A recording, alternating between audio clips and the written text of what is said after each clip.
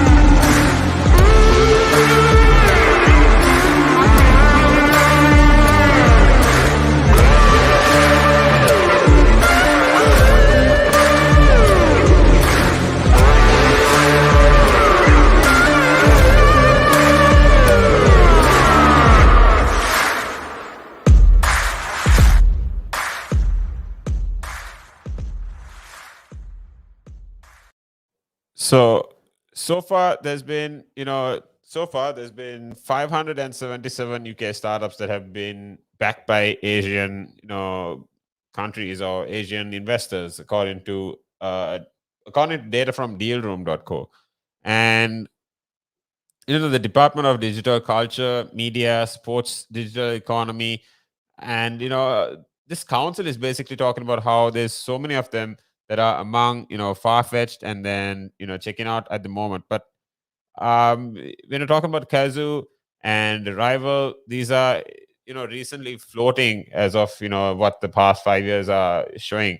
Now, investors from China have rushed to buy up new wave of UK tech startups, but while the Japanese are the largest investors in UK tech firms, this is thanks to the this is basically thanks to SoftBank's funds. Their shares have steadily been declining in the face of the Chinese investors. So yeah, I mean, when you're looking at the number of millionaires, when you're looking at the number of millionaires and billionaires in China, these have been they have been growing rapidly, and they need places to stack their wealth or stash their wealth because, I mean, at the end of the day, no one really likes paying taxes, right? So if you do put your money into things that are appreciating, this is what me personally I've kind of learned something either through watching videos or reading books. Another way you can actually learn things of how you can appreciate your money instead of paying taxes is you can actually join in on Thursday shows from 12 to 1 p.m. That's with Chris. So Chris is a financial analyst and an advisor. He's been advising people and companies for over 2 decades. So make sure on Thursdays, 12 to 1, you're tuned in on the buzz. Now, we've got Kings coming in a bit as well. So, just come back into the conversation. We've got Singapore, Hong Kong, and these are the second and fourth largest investors in UK tech startups. And, UAE, the Middle East, um, basically, when we're talking about the Middle East, UAE is the third largest wealth hub in the world. I mean, uh, you're looking at a ton of investment. You're looking at a ton of money rotation. Where are these guys putting their money into? Now, Matt Warmer is a digital infrastructure minister, and he's basically welcoming a ton of money. I mean, when you're talking about British tech, he says how this continues to impress the global stage, and that we are the tech capital of Europe.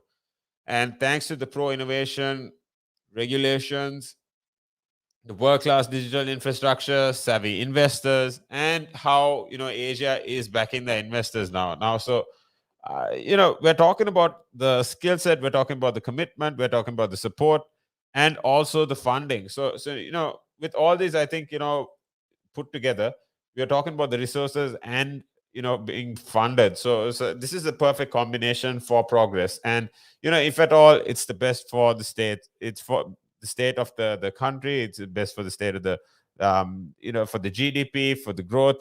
Companies in tech or software improving and bringing in more revenue. We've got DJ Kings coming in a bit, and he'll be talking, adding to this conversation right now. Kings is on board. Good afternoon, Kings. How's it going? Good afternoon, Tim. I'm good. How are you?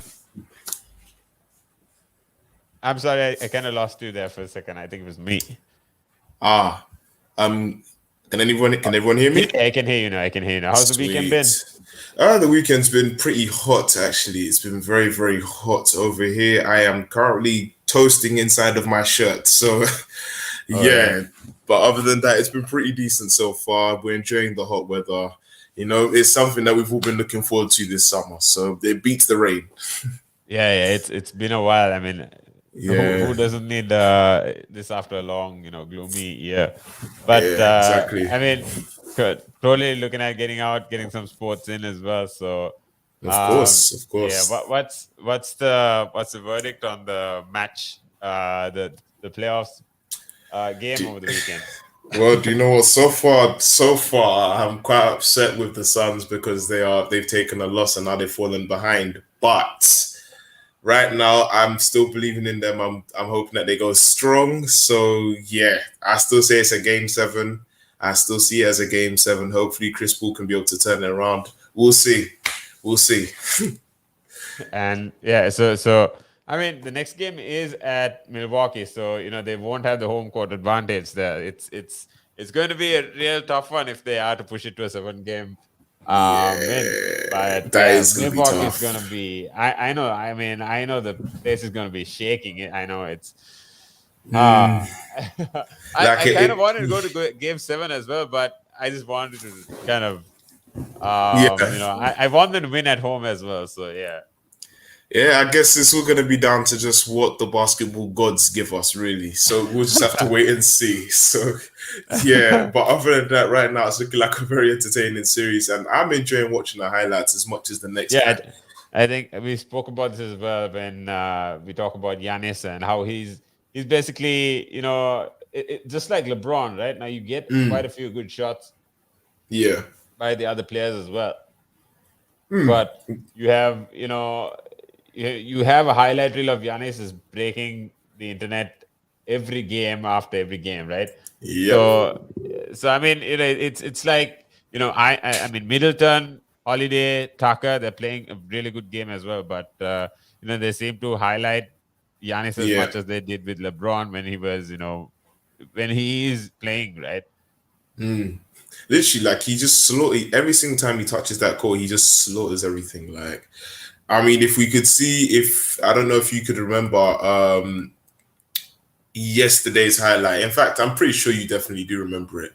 It was the alley oop after the steal from Drew Holiday, and then it just led to just something That's the very one I'm talking about. impressive. So that is the one kind of breaking the internet, and Yeah, before that it was the alley hoop block.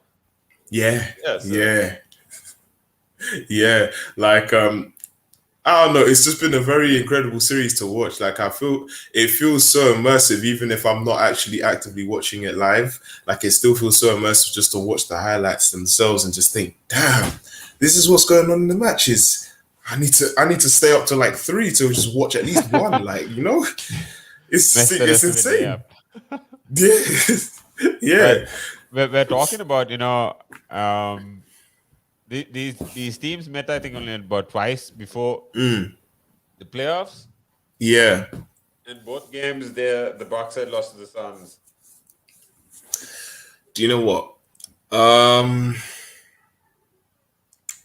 do you know what? With the fact that the Bucks had lost to the Suns those first 2 games, a part of me was like, do you know what? I'm happy to see that this is happening. Like I'm glad to see that this is where the Suns are heading.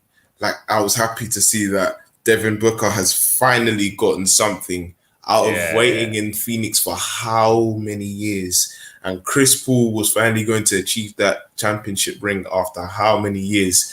All he needed was 2 more games to solidify it, and that was it. And right Yeah, now and we're watching the I saw pictures of LeBron coming into the game and some yeah. celebrities there as well. Yeah, yeah, he was there. Just he was giving his support. I was hoping maybe that might give him the extra push, because at the end of the day, this is some big stuff. Like winning a championship is no joke. That means you're the champions of, American basketball. You're the champions Best of in the the world, best. basically. Literally, you're literally champions of the best basketball league in the world. So no one can tell you anything. Like you achieve that status, you have reached a new rank in your basketball career. And it's like, it's just crazy because we know what Chris Paul has dealt with. We know that he's bounced from team to team. And every single team that he's gone to, he's always managed to make them better. Always. And I don't know how he does it, but he always manages, he has some sort of influence within himself to be able to make that team so much better and so much stronger. Yeah, Like, that's the strength of a leader. I mean, hats off to that guy. I exactly. mean, Exactly. Not to I have a mention, lot it's of also the respect for Spence. that. Yeah, like it's also the strength of a point guard as well. Like he's a very good point guard. He's a very good he's like that, like point guards are meant to be second coaches on the court, and he is the perfect example of a second coach on the court. So like he leads that team well, he directs that team well, and he sees so many things that not a lot of point guards are capable of seeing. Like him and Rajon Rondo, they are both the examples of players that have such high IQ, and he, as you can see, he uses it very well. So yeah, like it's to me, it's just special how you can go to so many different teams and make them better, like just like that, you know? Will it be special enough is the question. Wednesday morning. We'll see. We'll see. We'll see. I just Yeah, can't wait to find out. We'll see. that's right. That's right. So we'll be coming back into the conversation around how Britain and the whole tech conversation in the UK is Mm, increasingly expanding with mm, the support with the infrastructure, the resources. So mm. yeah, stay tuned right here on Relax Radio. You're tuned in on the Buzz with Tim and Kings. We'll be right back with you after this short break. Good afternoon.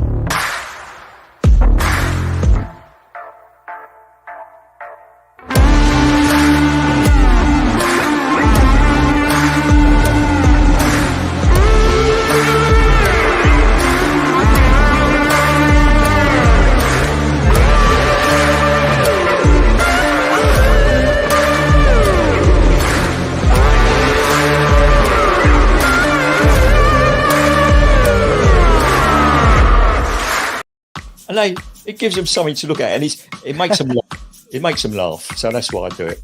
Oh, and it could be a really good pickup line as well. Girls, ladies who ask, "Hey, excuse me, so why are you wearing something so colorful?" I mean, hey, you can you can always have something up on your sleeve. I mean, got me thinking. You want to stand out. Why do you want to stand out though so much, especially with these kind of shirts when you're riding? There must be a purpose behind it, right? Well, when you say a purpose, Nick, what I do, I wear the shirts, mainly one because they're nice and bright, so they make me visible, especially if I'm riding on the road. Okay. They're I mean, yeah, nice. that's very important, right? Because Very you want important, cars, yeah. Very important. And also, like people see me in like calves, and perhaps I shouldn't be saying this on air, I suppose, but in the bar afterwards. All right. And it gives them something to look at, and it makes them laugh. It makes them laugh. So that's why I do it. Oh, and it could be a really good pickup line as well. Girls, ladies who ask, "Hey, excuse me, so why are you wearing something so colorful?" I mean, hey, you can you can always have something up on your sleeve. I mean, you look like a guy who would do. You know me too well. You know me too well, Nick.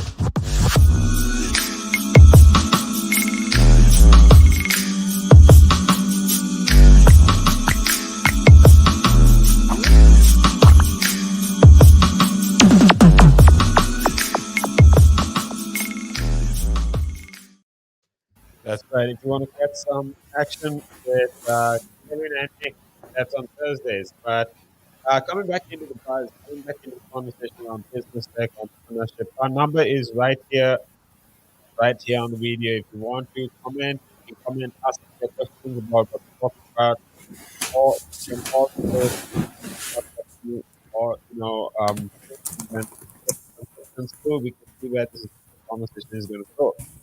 So to come back into finance, fintech, this has raised more money than anywhere in the UK. And when you're talking about the resulting 13 billion pound valuation of TransferWise. This is a this is a TransferWise. It's a money transfer company, and this is diminishing the appeal of an Asian tech firm that is basically causing so many investors to turn their attention to the UK.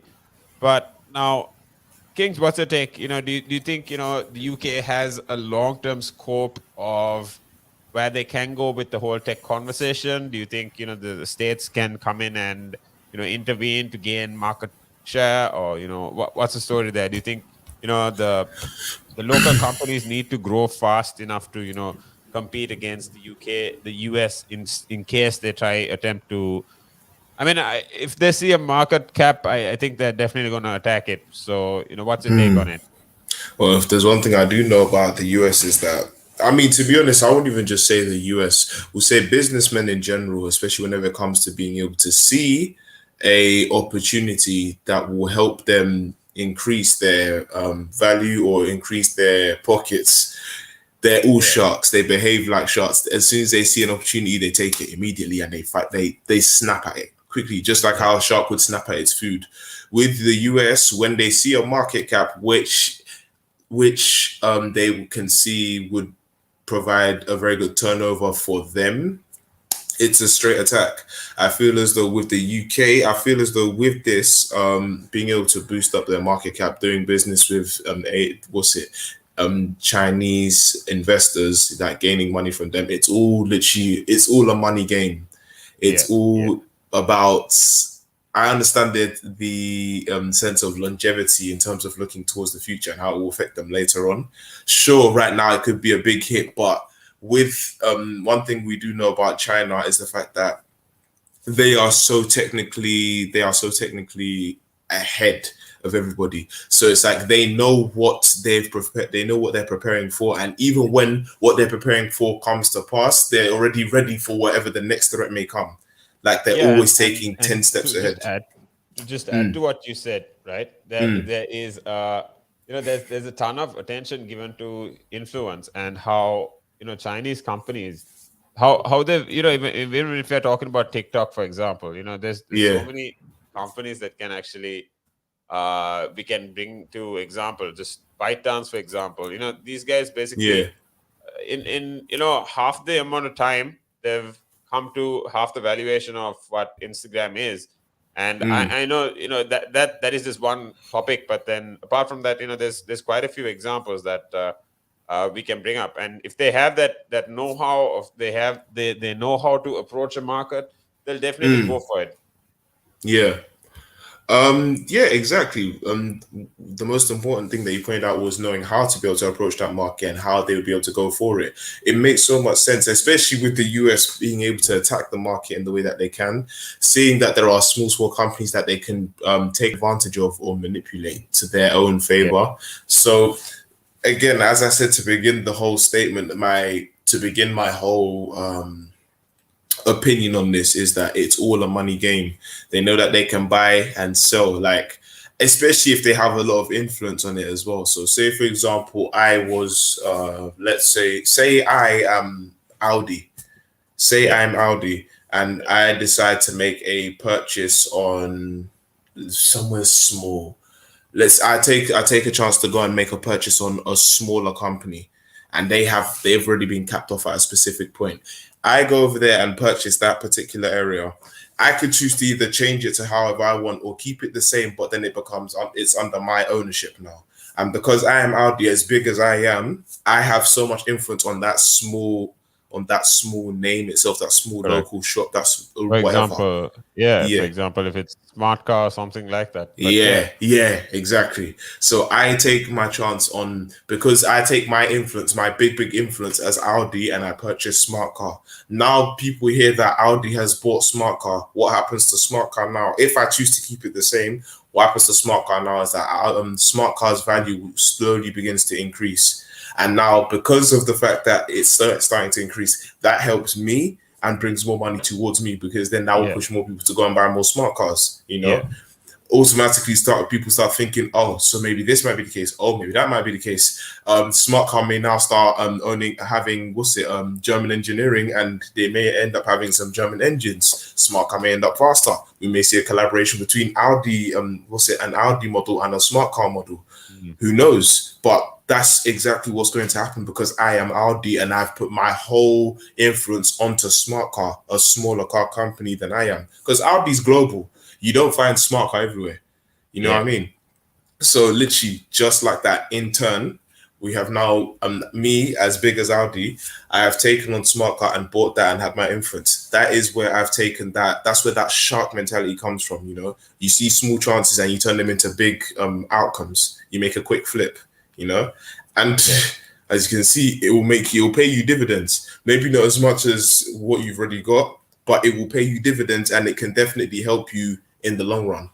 So I feel as though it is good what's going on right now. And with the US, maybe taking a look towards all the smaller places in the UK, it's also good for them. It just depends on who's really ready to sell, like who's really ready to up and just, give up and hand over ownership to another bigger company than them, or who's prepared to actually sit and try to grow to that point, Yeah. So No. yeah. Because Chinese investment itself has, been coming under tough scrutiny, not just earlier this month because of the Nexperia that bought Newport Wafer Fab. That's the UK's largest semiconductor producer, right? But we spoke about Didi, and then just last year Trump was having a lot of issues with how ByteDance is a Chinese app, and they didn't really want to let it continue running in the States. Now, Prime Minister Boris Johnson has ordered a review of the deal, which eventually sailed through on the 5th of July, showing that Chinese investment remains undiminished in the second half of 2021. Now, when we're talking about numbers, there's 1.7 billion pounds that has come in the first half of this year. Just for tech from Asia. But last year, throughout the whole year, it was 1 billion pounds. Now, in half of that time, we've hit, almost double that number. I mean, there is a ton of money coming into the country. It's just that, now is the scaling happening as fast? Is the capitalization going in? Resource allocation, management, and then making sure that the products that have been developed, the product is going to market, and there's control. Control is what is important at the end of the day, because if they have more shares than 50, for example, just one instance, it's crazy. So mainly in Parliament, opposed dealing, this is with even the chairman of the Foreign Affairs Select Committee has said that this represents a significant economy and national security concern. It is, right? Now, if you're not, I'm just thinking, how about 10 to 15 years ago, the primary person, I think even today you might see it happen, but if someone with a beard and a turban gets into an airplane, they're branded as, they're potential Potential hijacker. threats. Yeah. But I think through media, there's a whole message that has been going on around the world where people need to be a little vigilant of what China is doing, what their intentions are. They might come off as friendly, but that whole concern is there, right? Yeah, exactly. Yeah, the whole concern is definitely there. People have had their eyes on what's going on in China, given the fact that in the past, let's say 2 weeks, there has been three very large occurrences that have happened in China that has required that has incurred some sort of attention. The sharing of personal data, which could potentially be very malicious and harmful to people in general, as it is. Also with the purchasing of tech startups, like we don't know what's going on, but our eyes have been raised to suspicion because it's like, what are you guys planning? Do you understand what I mean? And then there's Yeah, yeah. also DD, which was also under investigation by a cyberspace watchdog. Like, when has there ever been a case where an app has been required to be watched by a cyberspace watchdog when it's an app that literally just provides an Uber ride? Transport. Yeah. Exactly, right? I mean, Yeah. yeah, it's crazy how you can't see. I mean, it's good. I think people are being vigilant about it, but Mm. yeah, you need to think long term as well. So, coming further, I think we have a segment on how Facebook's Oculus is, leading the global VR headset Mm. market. Now, Mm. fun fact, I know that. I mean, I read somewhere, I watched a video on how Facebook is investing, and they have, Yeah. that about 20% of their team is currently the Facebook team, not Instagram, not Facebook, not Yeah. WhatsApp, but 20% of the whole group is actually working on VR headsets, VR technology. That's, I mean, we are still not, that far into it, but Yeah. everyone knows it's coming. So I think what the way they're structuring the approach to it is very smart, because I'm pretty sure it's invested in R&D, because when the Mm. product comes to market at a good price, they Mm. definitely want to be the leader in terms of who is basically providing the content, right? Because they want to Yeah. be in people's eyes regardless of where it is. So, and they want to know what people are talking about. So yeah, I mean, it's scary, So right? But so this is yeah, I all mean, this is all Facebook. This is all Facebook thinking yeah, of Facebook, doing yeah. this. You see, okay, one thing that's smart about that is the fact that we know that Facebook as an app has definitely died down because people are more onto the apps of Instagram, Twitter, and TikTok more time. Even at times, Snapchat. A lot of people still use Snapchat, but the three main social media points that people are on is Instagram, TikTok, and Twitter. Like, you'll find so much coverage. You find so many people on you find so many people on these three apps talking about who knows what, posting images, flicking through funny videos, the whole shebang. Oh yeah, for sure. So literally, what Facebook doing this is like, we already know that VR is something that has been very, very big and has been up and coming and building up. Like, we've already had examples of VR headsets and VR headsets and a slot to be able to put your phone in so that you can just enjoy it from like the comfort of your own room. We've also got AR, we've also got augmented reality, which is also something that has been integrated into recently. But on touching back onto VR, the reason why it's smart is because as Facebook was almost not necessarily a forgotten app, but left for the older generation, Yeah. what this does now is kind of puts people into a position of understanding that, VR is something that's new and people love to try things that are new, you know? Yeah. And VR, what that's going to do now is that with Facebook now being the ones that are investing in it, people get to try out, that whole VR reality from just, the goggles. Like, they'll just see things like flick through a whole Facebook feed, Yeah. or try Facebook games, or, tune into a show like The Buzz with me and you in their goggles, and then listen to us talking about how we're explaining stuff about VR, Exactly. So literally what that does is pretty much puts their name kind of back onto the market. I don't know how much of a push it's going to give them, but it makes them noticed. It puts them back into the spotlight again, or at least within range of a spotlight, so that people are like, okay, this is what Facebook are trying to do. Let's give it a stab and see what it has to hold. That's So, true as well. I mean, yeah, Yeah. we're looking at a whole shift in terms of just like where we used to, primarily watch things on maybe TV. We used to watch things on, at the cinemas, but now things have changed onto mobile phones, and they're coming into we are coming into an age where things will be on all glasses or on headsets. So yeah, I'll basically breaking this down further in the talk segment, but we will be running into a quick break. Kings, it's been a pleasure having you on the show as always. I think we'll have to catch you tomorrow. Of course. Same time, same place. But yeah, Kings is heading out of the studio. But yeah, stay tuned. We'll be right back with you after this short break. Good afternoon. Good afternoon.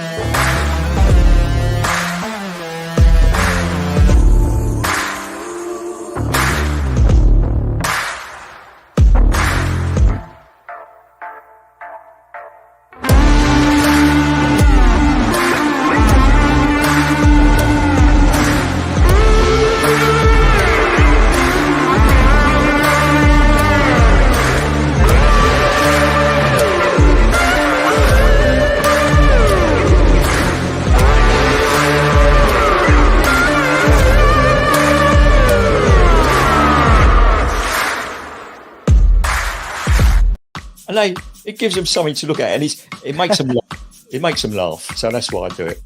Oh, and it could be a really good pickup line as well.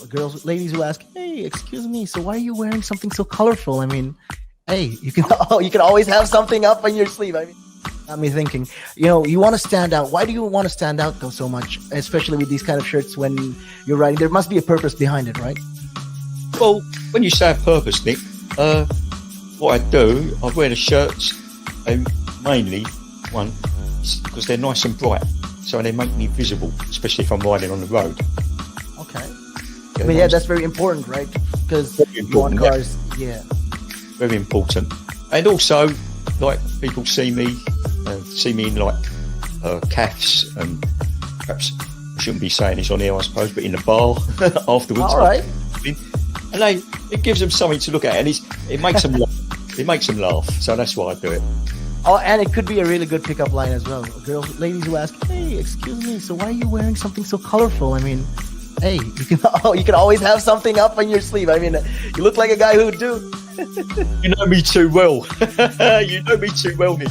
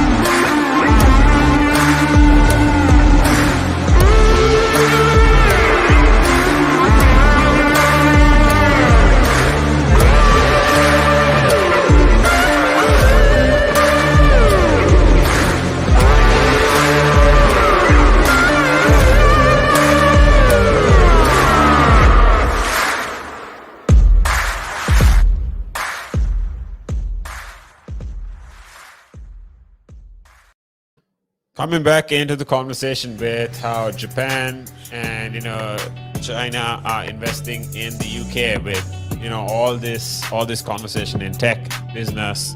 We're moving into now Facebook and how VR headset shipments have expanded by 52% year on year in the first quarter of 2021. And with the standalone headset featuring all encompassing designs, this is 82% of the share price of what was in the last firm's IDC.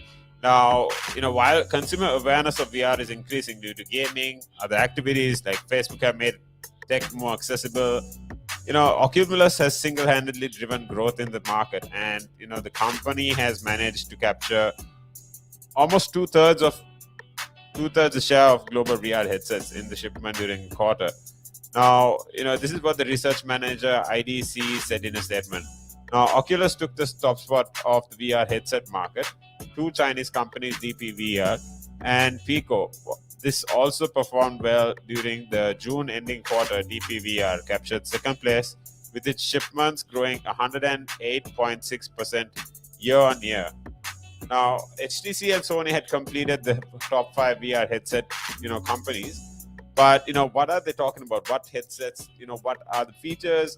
Why do people love these? I'm super curious to see why people actually love these. When you're talking about headsets, when you're talking about the VR headsets, these are a whole new market that we're talking about. It's like introducing a touch screen phone just in comparison to what was there before. So this is how people will be actually engaging with whatever they are interacting with online or anything of that sort. So according to IDC, VR headsets shipments have projected to grow 28.9% year on year within 2021. Now, considering the supply side of constraints, as some vendors will struggle with component shortages during the year, although long-term outlooks remain strong as global shipment forecasts are to grow to $28.6 million.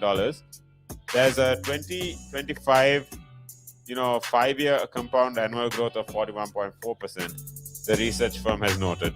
Now, the commercial use cases for virtual reality continue to proliferate, GVP device and consumer research, IDC said in a statement. And as the companies continue to plan for a future, there will be a whole VR conversation as to when the market is growing, where it's going to go. So, what is the whole VR integration going to be like? Collaboration, training, digital events. These will actually create some exclusivity within whoever has already invested with VR. So we're looking at a whole concentration around how believing augmented reality are going to go into deeper sense. These will go into the presence of social media, social connection, and existing any other platforms. So we're talking about Mark Zuckerberg and how he's spoken about the earnings call in April, and how they're going to be an important part of how people will be interacting with each other. Now, this is as far as people are familiar with anything to do with VR headsets, augmented reality, or virtual reality. So Facebook is in on it.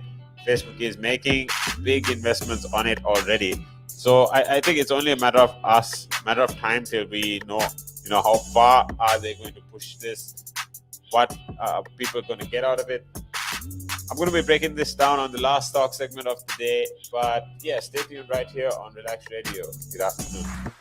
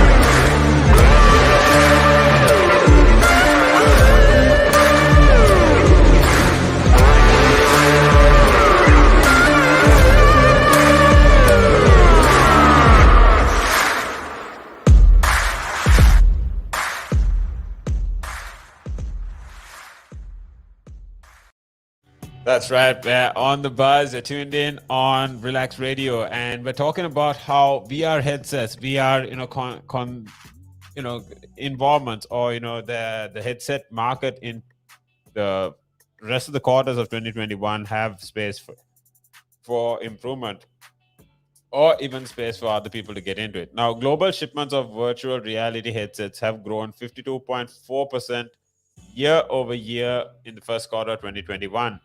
But this feature will also talk about an all-time encompassing design, such as the Oculus Quest 2 or the HTC Vive Focus. Now, when you're accounting for a vast majority of shipments that have been capturing 82.7%, this is share market, right? And when you're talking about a 50% increase from the last year, the growing company or the growing popularity of gaming, fitness, consumer awareness, travel, these Facebook has made these very accessible. And when you're talking about Facebook, it is important that you keep an eye on them. But also, if you have Snapchat, you need to make sure that you have your phone, you just move it around. You have a ton of games, you have a ton of apps that basically talk around how you can integrate VR or augmented reality onto wherever you are. You can basically design a Bitmoji of yourself and put it on your table. Get the guy to dance, get the guy to fall asleep, wake up, do some work. But yeah, I mean, Oculus has single-handedly driven growth in the market as the company managed to capture, almost two-thirds share of the global VR headset shipments. And this is during the quarter. Now, while the company has currently dominated the consumer segment it faces, there is a competition in the commercial segment, and its lack of presence in China leaves an opportunity for local brands as well as brands that cater to businesses.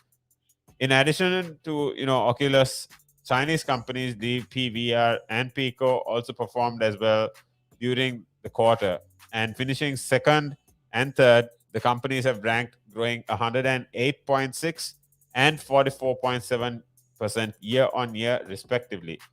Each of the companies have already had a strong fold in China, and we're talking about how Pico, in particular, transitioning a portion of their user base to a more immersive six-door F headsets and content. HTC and Sony have also redounded out of the five VR headset companies, but we're talking about how they're expecting, now this year there's almost 7.5 million shipments expected. And then year on year, it's expected to grow, like I said, by 50%. And by 2025, it's expected to hit at least 27.5 commercial headsets, commercial, exports. And then when you're talking about consumer, it's going to be even larger. So, I mean, overall, it's looking real good for the VR market if you are getting into it. Looking ahead, IDC forecasts VR headset shipments to grow by 28.9% year on year. However, the forecast reflects supply side for constraints, as some vendors will struggle with component shortages during the year. Now, the long-term outlook remains quite strong, as the global shipments are forecasted to $28.6 billion. But in 2025, there is a compound annual growth rate of 41.4%. That's amazing. Now we're looking at a commercial use for virtual reality to continue proliferation. And then the group vice president, device and consumer research at IDC says, as companies continue to plan for a future that encompasses combination of both in-person and remote work, we see VR playing an increasingly important role in driving the next gen collaboration, training, and digital events. It's amazing how things are looking at improving. So International Data Corporation, as the premier global provider of market intelligence, advisory services, and events for the technology, telecommunications, and consumer technology markets, with more than 1,100 analysts worldwide, IDC offers regional, local expertise on technology, IT benchmarking and sourcing, and industry opportunities and trends in over 110 countries. Now, IDC's analyst, and insight helps IT professionals, business execs, and the investment community to make fact-based technology decisions to achieve key business opportunities. So, where is this going to go? We will only see in time. Make sure now, as we break it down, we're going to be basically talking about how 1,100 analysts worldwide have been offered by IDC a regional and local expertise on technology, IT benchmarking, and sourcing. So, industry opportunities and trends in over 110 countries. We're talking about how this was founded in 1964. IDC is a wholly owned subsidiary of the International Data Group and the world's leading tech media data marketing services company. To learn more about IDC, you know it's crazy how IDC is basically growing now. They call themselves the premier of global market and research development when it comes to IT, when it comes to advisory services, telecommunication, and consumer technology markets. So it's pretty cool. So make sure now, if you have any questions, call me up. I need you to call me up on 07852 473 473. Our app is free. We keep saying it's free. You can download it on the App Store, on the Play Store as well. Make sure you're tuned in all the time on Relax Radio. That's RELAKS Radio. Good afternoon.